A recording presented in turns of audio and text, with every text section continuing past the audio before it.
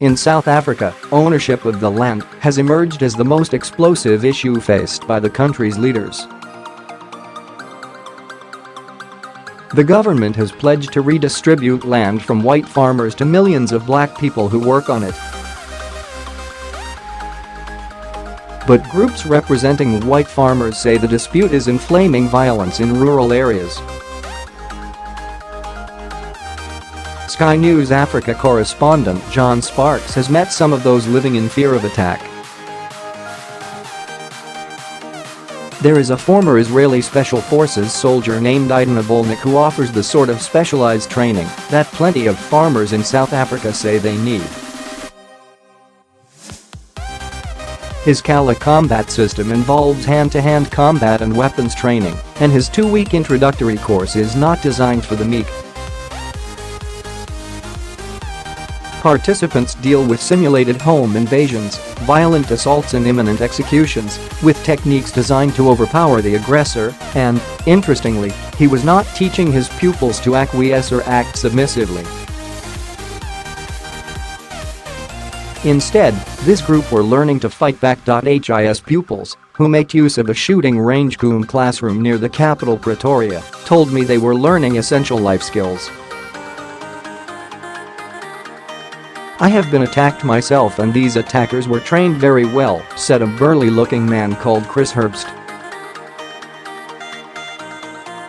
I got shot in my face, you can see the marks there, eh? And I got stabbed 9 times, but I survived it. Such accounts fuel a sense of fear and vulnerability, and Kalah student and landowner Marli Swanepoel thinks she is a target because she is white. What is happening in our country is intense and I get very emotional, she said with tears running down her cheeks.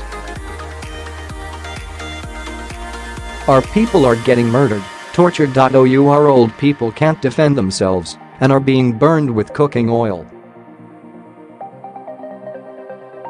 The numbers are just rising by the day. I mean, you are always worried that you will be the next.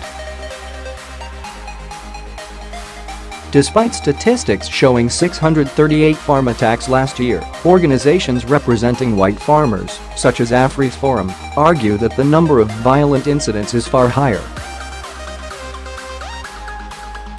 Current murder tendencies indicate that we will lose more people on farms than in the past 3 years, wrote Afri's Forum's Ian Cameron recently.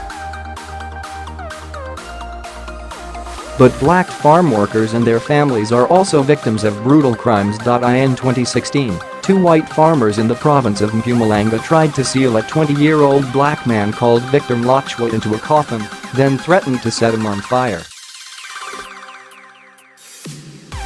The farmers, Theo Jackson and Williamus Thuisen, were convicted of attempted murder last November, a sentence they are currently trying to appeal against.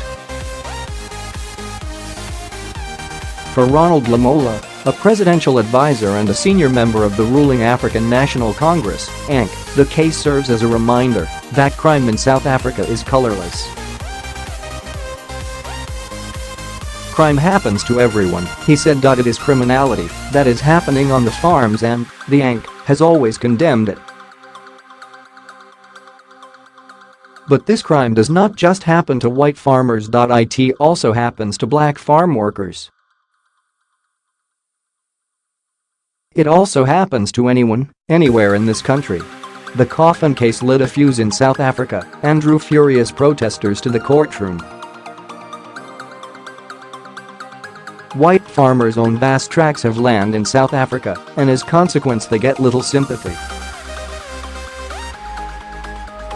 The white people's quality of life in this country is at its highest. They live a first-world lifestyle in a third-world country, says Mr. Lamola. The majority of the country lives a third-world lifestyle in a third-world country, and that majority is the blacks. The ANC is taking drastic action, adopting a controversial new plan called land expropriation without compensation, an idea loudly trumpeted by its populist political opponents, the economic freedom fighters and Black First Land First. How expropriation without compensation would actually work in practice is not clear. The policy is being debated in South Africa's parliament, but the fact that President Cyril Ramaphosa has promised to implement it speaks to the failure of past attempts to redistribute land from white farmers to millions of black South Africans who work on it but do not own it. For white farmers like Philip Potgieter, who runs a highly successful macadamia nut and avocado farm in the hills of Limpopo province, it is a deeply worrying time. Speaking of his work on his farm, he said, "It's in our blood, our ancestors, our fathers' grandfathers, this is what we were born to do. I mean, where do I go?" The government official who administers land redistribution in the area says people like Mr. Potgieter will have to come to the table sooner or later. "There is nothing we can do but put you through the process together with the community until we find a way out of this, because it needs to happen," he says.